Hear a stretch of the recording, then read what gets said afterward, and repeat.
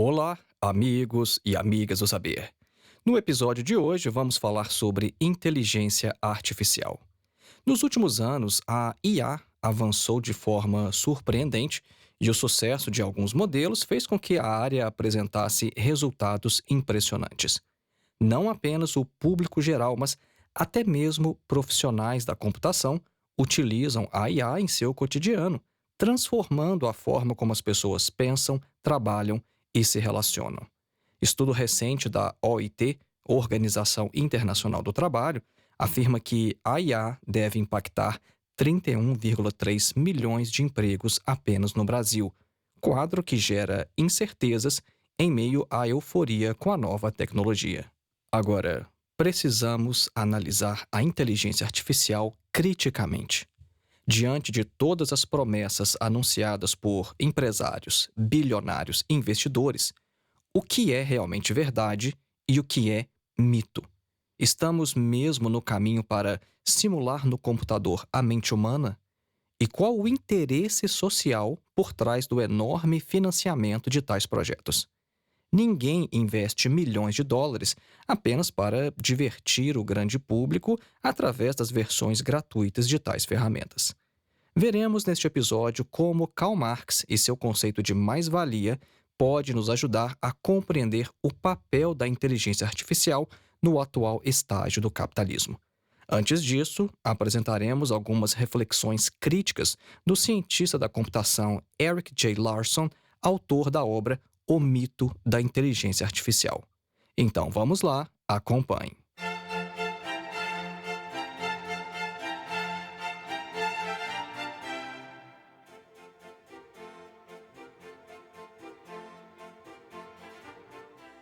Antes de iniciar, um breve recado. Se você deseja uma introdução geral à filosofia ou gostaria de se aprofundar em temas específicos, estude filosofia comigo. Os links para os meus cursos estão na descrição deste episódio. E lembrando que estes links já possuem cupons de desconto, mas eles duram apenas alguns dias. Aproveite e faça sua inscrição agora. E o nosso segundo e último recado é que, no momento em que gravamos este episódio, estamos participando do prêmio eBest na categoria Podcasts. Este é o prêmio mais importante do Brasil e pode nos ajudar a chegar mais longe. Eu gostaria de contar com seu voto para que possamos alcançar pelo menos o top 20 e passar para a próxima fase. Tendo em vista o tamanho de nossa audiência aqui no podcast, é possível alcançar esta meta.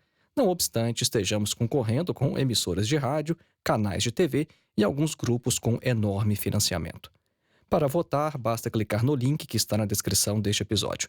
E lembrando, você pode votar todos os dias. Se você já votou hoje, pode votar amanhã novamente. Deixe o seu voto, compartilhe o link e peça a seus amigos para votarem também. Não temos o objetivo de vencer. Isso não é o mais importante para nós. Ficar pelo menos entre os 20 primeiros colocados, no entanto, nos ajudará imensamente em nossa missão de divulgação da filosofia. Voltemos então ao nosso tema, inteligência artificial. Veja, a inteligência artificial é um campo tradicional da ciência da computação. Por várias décadas, cientistas vêm tentando simular através de programas a forma como os seres humanos pensam e adquirem novos conhecimentos. Esta área esteve, todavia, entre aquelas que menos progrediram por um longo período. Vejam, enquanto os processadores, por exemplo, se tornavam mais potentes a cada ano, a inteligência artificial caminhava a passos lentos, apresentando uma evolução desproporcionalmente lenta. Perceba então que não estamos falando de uma área fundada recentemente na computação. Agora, não sendo este o caso, por que então toda a euforia com os desenvolvimentos recentes da IA? Isso pode ser parcialmente explicado pelo fato de que, quando vivemos presos em nosso próprio tempo, sem estudar outros períodos históricos, temos a impressão de que somos únicos, especiais. Parece que a humanidade jamais passou por algo semelhante ou análogo ao que vivemos hoje, mas essa ilusão se origina de nossa ignorância histórica. Sem dúvida alguma, a inteligência artificial é uma tecnologia recente e impressionante, mas isso não quer dizer que a magnitude ou significado dessa transformação para nós seja algo sem paralelo na história. Nesse sentido, vamos tentar nos colocar na perspectiva daqueles que viveram a Revolução Industrial ou o início do século XX. Quando pensamos que Napoleão Bonaparte utilizava o mesmo meio de transporte que Júlio César na Roma Antiga, podemos ter uma noção do rápido desenvolvimento industrial, científico e tecnológico dos últimos séculos. A minha própria avó materna, por exemplo, nascida em 1921, conta que, ao avistar os primeiros aviões cruzando o céu da área rural em que ela vivia, ela percebia as pessoas dizendo que aquilo era o fim do mundo.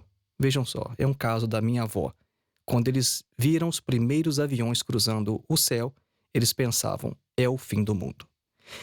E veja, se nós pensarmos bem, o impacto psicológico de outras descobertas humanas parece ter sido bem maior que essa atual hype de inteligência artificial. Ser capaz de cruzar o oceano voando em algumas horas parece um progresso muito maior do que os avanços recentes da inteligência artificial, uma área que, como já afirmamos, existe há décadas. Em meio a tanta euforia e medo irrefletidos, precisamos de vozes críticas sobre a inteligência artificial. Em sua obra The Myth of Artificial Intelligence, ou O Mito da Inteligência Artificial em tradução livre, o cientista da computação Eric J. Larson investiga os aspectos científicos e culturais dessa presente discussão, mostrando que todo este barulho em torno da IA não passa de uma hype baseada em esperanças tecnicamente infundadas. Ao contrário do que afirmam alguns capitalistas bilionários e investidores, não é verdade que já estamos no caminho correto para que computadores possam pensar da mesma forma que nós, seres humanos. Nós somos levados a pensar que tudo é apenas questão de tempo e que, se apenas prosseguirmos no caminho em que já estamos, não apenas criaremos uma inteligência como a nossa, mas a ultrapassaremos. Agora, tecnicamente, isso não corresponde ao atual estado de coisas. Larson afirma que a ciência da IA descobriu um enorme mistério no centro da própria inteligência, mas o que nós atualmente sabemos sobre a natureza da inteligência humana, isso é insuficiente para resolver este problema que a IA descobriu. O subtítulo da obra de Larson resume uma das principais teses de sua obra: Why Computers Can't Think the Way We Do, ou Por que computadores não podem pensar como nós, em tradução livre. No que diz respeito ao aspecto científico do atual mito da inteligência artificial, ele afirma que o principal erro consiste em pensar que, através de pequenos passos em áreas estreitas da inteligência artificial, um dia chegaremos a uma inteligência geral. Ou, dizendo de forma dialética, que pequenas transformações quantitativas serão capazes de gerar uma transformação qualitativa. Na opinião de Larson, não existe ainda um algoritmo para uma inteligência geral que se aproxime do senso comum humano, e há boas razões para duvidar que tal algoritmo surgirá através de progressos em sistemas de deep learning, como é feito atualmente. O que a mitologia da inteligência artificial tem prometido requer provavelmente uma ruptura científica que ainda não aconteceu. Este mito é prejudicial porque encobre o fato de que há um mistério científico a ser desvendado, iludindo o grande público ao colocar excessiva ênfase em pequenos progressos como se fossem passos na direção correta. No que diz respeito ao aspecto cultural, Larson afirma que o mito da inteligência artificial tem simplificado a forma como enxergamos o ser humano. Um dos grandes erros de Alan Turing, apesar de toda sua genialidade, foi pensar que a inteligência humana pudesse ser reduzida à simples resolução de problemas. François Chollet, um cientista de machine learning, critica Alan Turing e também a todo o campo da inteligência artificial, dizendo que A inteligência humana é situacional, contextual e externalizada. Vejam só, este último aspecto, dizer que a inteligência humana é externalizada, significa que a inteligência existe não no cérebro de alguém, mas na civilização. E isso aponta para um aspecto social da inteligência humana. Alan Turing, por sua vez, achava que o pensamento humano era algo semelhante a uma mera quebra de códigos ou a solução de quebra-cabeças. Neste sentido mais amplo de inteligência artificial, ela não passa, portanto, de um mito. Computadores estão longe de pensar como seres humanos, embora possam simular cada vez melhor em certos contextos. Só poderemos construir cérebros mais inteligentes que os nossos se primeiro compreendermos bem como os cérebros funcionam, algo que ainda estamos tentando fazer. Vejam só, qualquer programador, para desenvolver um software ou sistema, precisa inicialmente compreender o problema ou o processo que está tentando resolver a fim de replicá-lo no computador.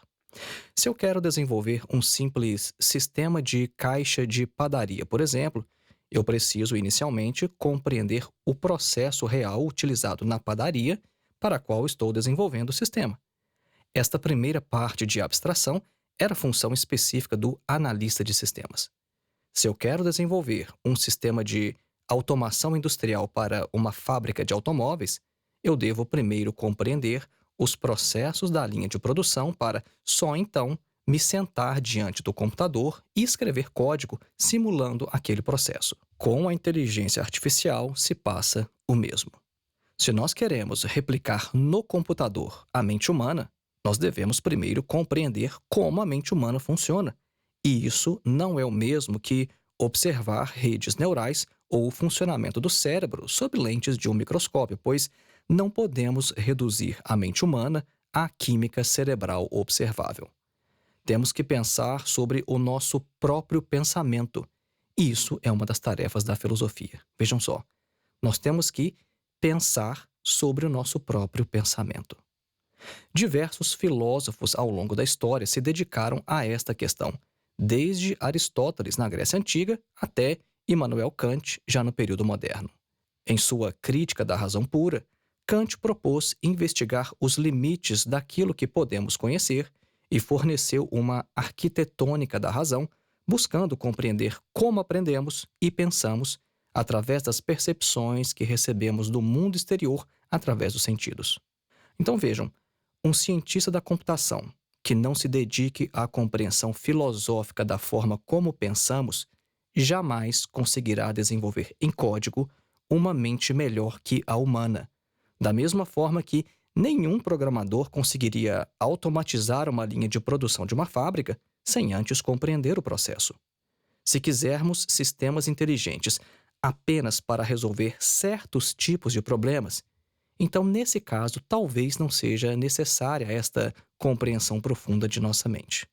Agora, nós não podemos afirmar que computadores são tão inteligentes quanto nós, neste caso, ou então que estão se aproximando do que podemos fazer. Isso não seria mais inteligência artificial no sentido amplo do termo. Vamos avançando então para a segunda parte deste episódio e vamos falar sobre o lugar da inteligência artificial no capitalismo.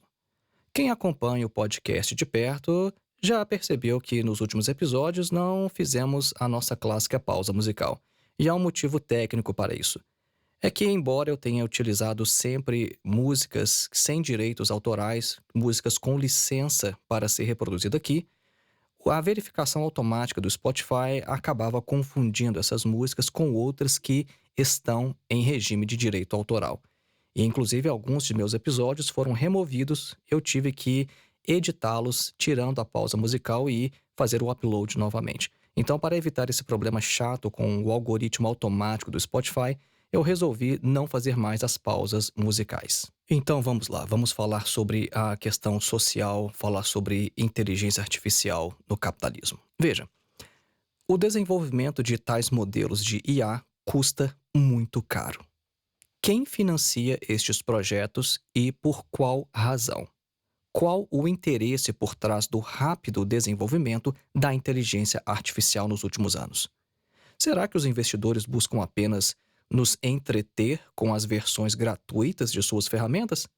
Agora, se você fosse um investidor, você colocaria o seu dinheiro em um projeto de simples diversão ao público geral ou esperaria, ao contrário, um retorno financeiro maior que o valor inicialmente investido?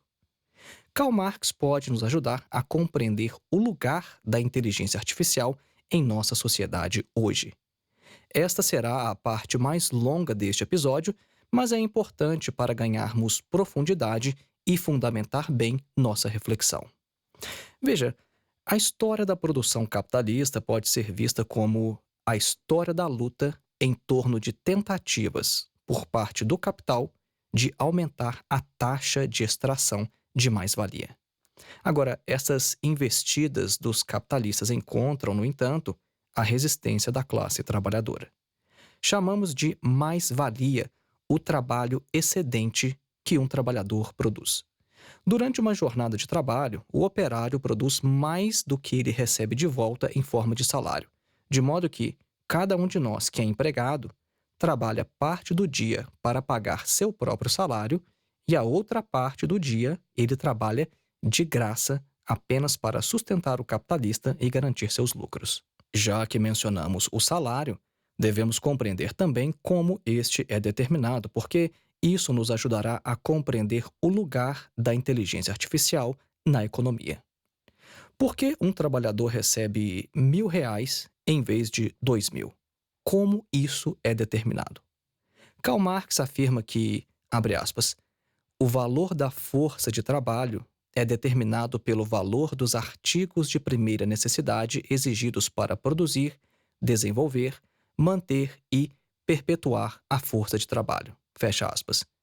Esses artigos de primeira necessidade que Marx menciona dizem respeito à alimentação, vestuário ou moradia, por exemplo. Agora, o salário é, além disso, mais uma vez Marx, abre aspas, a parte mínima indispensável do produto, tanto quanto o trabalhador precisa para subsistir como trabalhador, não como homem, e para originar a classe aprisionada dos trabalhadores, não a humanidade. Fecha aspas. E Karl Marx continua sua análise crítica afirmando que, abre aspas, assim como um cavalo, o trabalhador deve receber somente o que precisa para ser capaz de trabalhar. A economia política não se ocupa dele no seu tempo livre como homem, mas deixa este aspecto para o direito penal, os médicos, a religião, as tabelas estatísticas, a política e o funcionário de manicômio. Fecha aspas. Agora, perceba que o nosso sistema assalariado parece justo. Eu vou explicar por que ele parece justo. É que quando aceitamos um emprego, por exemplo, nós assinamos um contrato com determinada empresa que promete nos pagar determinado salário em troca de um número pré-definido de horas de trabalho.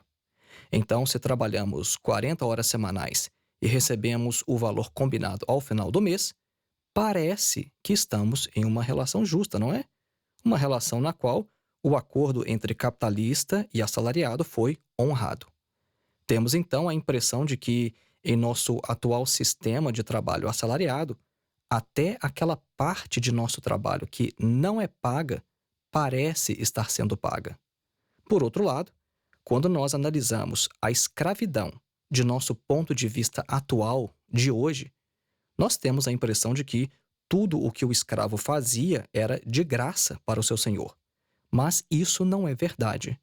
Uma parte do trabalho do escravo era de fato paga. Vamos analisar a escravidão mais atentamente e em breve mostraremos o que isso tem a ver com inteligência artificial. Veja, parte do trabalho do escravo era necessária para cobrir os custos de sua própria moradia, alimentação, saúde, etc. O escravo morava em algum lugar, por pior que fosse, e geralmente também recebia assistência médica se ficasse doente. Este aspecto é, no entanto, obscurecido quando analisado sob a luz de nosso atual sistema assalariado, produzindo a ilusão de que o escravo nada recebia por seu trabalho. Agora, nós não podemos nos iludir sobre a natureza do trabalho assalariado. Os capitalistas sabem muito bem que, Se um trabalhador produz apenas o suficiente para cobrir seus próprios custos enquanto força de trabalho, esse trabalhador não é de interesse algum para o capital, porque uma empresa precisa de lucros para subsistir enquanto empresa no capitalismo. Só interessa ao capitalismo aquele trabalhador do qual é possível extrair mais-valia. Ou então um trabalhador que, pelo menos, colabore com os chefes através do controle dos operários, tais como gerentes, diretores e outros profissionais em posições estratégicas. Tendo compreendido, então, que a mais-valia é o valor excedente do trabalho operário apropriado pelo capitalista, vamos analisar as duas formas através das quais os capitalistas tentam aumentá-la. E isso é importante para a nossa discussão sobre inteligência artificial, porque reside em uma dessas formas de mais-valia o interesse da inteligência artificial. Então vejam, por um lado nós temos a mais-valia absoluta. Vejam só essa expressão, esse conceito, mais-valia absoluta. Esta visa aumentar o valor total produzido por cada trabalhador individual sem alterar o total de trabalho necessário. Isso é feito, por exemplo, através do aumento intensivo ou extensivo da jornada de trabalho, os quais provocam, no entanto, o esgotamento físico da classe trabalhadora e sua resistência a organizar através das lutas, manifestações, greves, sindicatos e partidos políticos. A extração da mais-valia absoluta tem, portanto, limites concretos, porque se a classe trabalhadora não resistir, ela será fisicamente eliminada através de sua jornada de trabalho esgotante, o que colapsa o próprio modo de produção capitalista. Então, dizendo de outra maneira, mais-valia absoluta seria quando, por exemplo, os capitalistas decidem que, ao invés de trabalhar 40 horas semanais, os trabalhadores deveriam trabalhar 50 horas semanais. Ou então, quando eles aumentam o ritmo, a intensidade de trabalho nas mesmas 40 horas. Agora, vejam só o seguinte: quando não é mais possível aumentar a extensão da jornada de trabalho ou a intensidade do trabalho realizado no mesmo número de horas, os capitalistas buscam, então, aumentar o valor total produzido por cada trabalhador, mantendo o número de horas trabalhadas, mas redividindo sua proporção de modo favorável ao capital. Isso exige que o tempo de trabalho necessário seja reduzido, ou seja, diminui o valor da força de trabalho. Esta alternativa recebe o nome de mais-valia relativa. Guarde este conceito. Mais-valia relativa. E essa mais-valia relativa pode acontecer de duas formas. Por um lado, ela acontece através da redução dos valores de uso que o trabalhador consome, isso é, alimentação, vestuário, etc., e por outro, através do tempo de trabalho socialmente necessário para produzir a mesma quantidade de valores de uso. O primeiro método esbarra nos mesmos limites da extração de mais-valia absoluta, provocando a resistência da classe trabalhadora e a deterioração de sua condição física. A segunda alternativa, no entanto, é aquela na qual o capitalismo vem se mostrando extremamente dinâmico nos últimos séculos. O capital vem transformando continuamente seus métodos de produção através de melhorias tecnológicas. A única maneira de reduzir o tempo de trabalho socialmente necessário na produção de determinados bens é através de transformações técnicas, as quais aumentam a produtividade ao lado de novos métodos de produção possibilitados por essas tecnologias. Então, no sentido marxiano do termo, o trabalho morto, cristalizado em forma de máquinas, toma o lugar do trabalho vivo, reduzindo o valor individual dos bens produzidos. Quando isso se aplica àqueles bens cujo valor se reflete no valor da força de trabalho, isso é, bens consumidos pelos próprios trabalhadores, como alimentação, vestuário, moradia e outros, o valor da força de trabalho diminui e uma proporção maior da jornada de trabalho será dedicada à produção de mais-valia. Agora, como isso tudo se relaciona à nossa discussão sobre inteligência artificial? E agora nós vamos explicar qual a conexão entre essa exposição teórica sobre mais-valia e a inteligência artificial. Veja, Tendo em vista que toda melhoria tecnológica no processo de produção visa reduzir o tempo de trabalho socialmente necessário, o uso da inteligência artificial é apenas mais um dos inúmeros recursos do capital para aumentar a extração de mais-valia. Com o uso da inteligência artificial, é possível produzir mais no mesmo número de horas de trabalho, o que mantém a classe trabalhadora viva para que possa continuar a ser explorada e sem o inconveniente das greves e outras formas de resistência. O grande interesse do capital em financiar projetos milionários de IA não é oferecer diversão gratuita ao grande público. A inteligência artificial tem sido utilizada não apenas em atividades de escritório, mas no próprio processo de automação industrial e na produção de tecnologia. Programadores podem contar hoje com o apoio de ferramentas chamadas Copilot ou copiloto em português, para que possam desenvolver novos programas de forma muito mais ágil que antes. Um programador costumava passar algumas horas por mês visitando sites como o Stack Overflow para solucionar problemas específicos de suas tarefas. Hoje, com a inteligência artificial, é possível resolver as mesmas questões em poucos segundos, o que aumentou de maneira impressionante a produtividade dos desenvolvedores de software, embora isso tenha aumentado também a produção de código de má qualidade. A inteligência artificial gera muito lixo. Nosso período histórico se caracteriza por uma queda constante da taxa de lucros do capital, e por isso, a inteligência artificial é uma das grandes apostas do capital para aumentar a extração de mais-valia. Este crescimento, no entanto, encontrará limites em algum momento. A ampla concorrência entre os capitalistas fará com que, em alguns anos, o uso de IA não seja mais um diferencial competitivo, o que exigirá novas transformações tecnológicas. A atual febre da inteligência artificial tem, assim como tudo no capitalismo, data marcada para acabar. Vamos caminhando então para as nossas considerações finais. Nós vimos neste episódio que a inteligência artificial, enquanto tentativa de reprodução de uma inteligência humana geral, é apenas um mito. Há quem afirme que estamos dando pequenos passos no caminho correto rumo à simulação total da mente humana, mas, como nos mostra Eric J. Larson em sua obra The Myth of Artificial Intelligence, nós estamos longe de tal objetivo. E com Karl Marx aprendemos que, desde o surgimento do capitalismo, o trabalhador luta contra as máquinas. Quando estudos recentes apontam que a IA deve impactar milhões de postos de trabalho, isso nos mostra a mesma velha lógica do capital se reproduzindo diante do desenvolvimento de novas tecnologias. O principal interesse dos capitalistas no uso da inteligência artificial é aumentar seus lucros através da mais-valia relativa, melhorando processos e meios de produção para que seja possível produzir mais na mesma jornada de trabalho.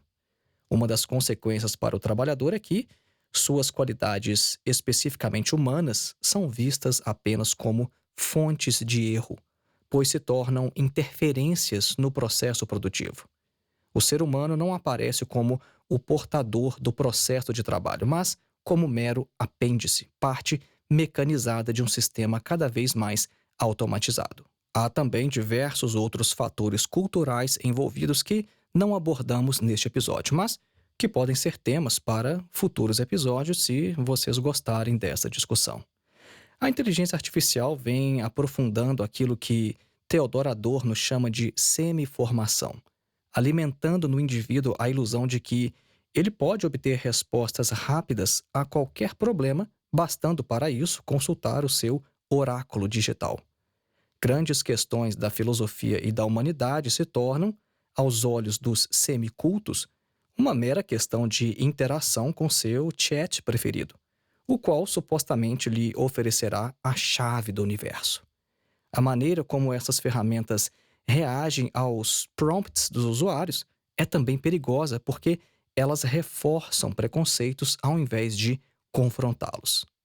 E Guy Debord afirma em sua obra A Sociedade do Espetáculo que, no capitalismo, a aparência se tornou mais importante que a própria coisa. Houve uma época em que ser era mais importante do que ter, mas isso depois se inverteu.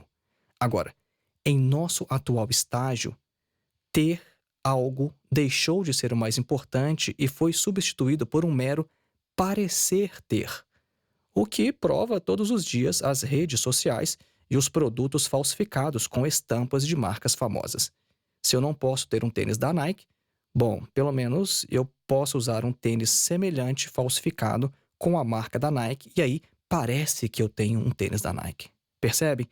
As redes sociais seguem a mesma lógica.